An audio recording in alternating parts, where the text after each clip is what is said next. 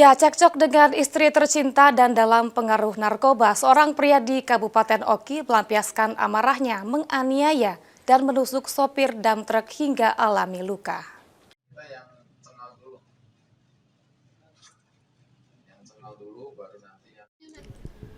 Polres Ogan Komering Ilir menggelar press rilis ungkap kasus tindak pidana penganiayaan yang terjadi di Jalan Poros Simpang 4, Kebun Limau, Kasburi, PT Sampurna Agro beberapa waktu lalu di Desa Sungai Pasir, Kecamatan Cengal, Kabupaten Ogan Komering Ilir.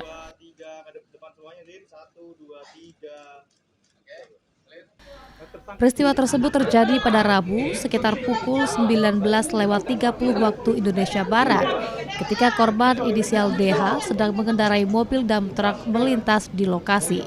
Tiba-tiba pelaku inisial NM menghentikan kendaraan.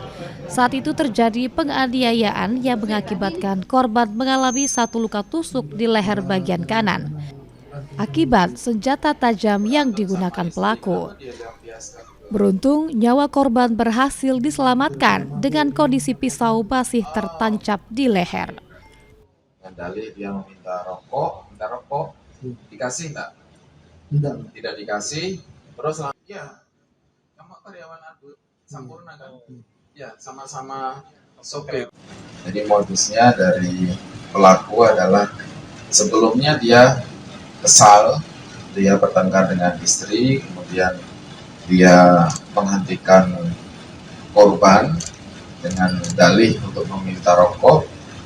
Terjadi perdebatan di situ sehingga selisih paham dan ditusuk leher sebelah kanan.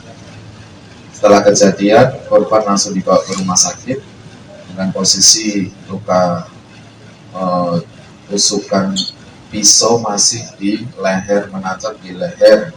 Alhamdulillah menyatakan masih hidup korban dan pelaku berhasil diamankan.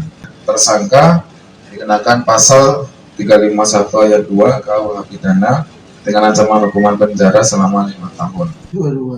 Dari keterangan pelaku, sebelum terjadinya penusukan, dirinya sempat cekcok dengan istrinya.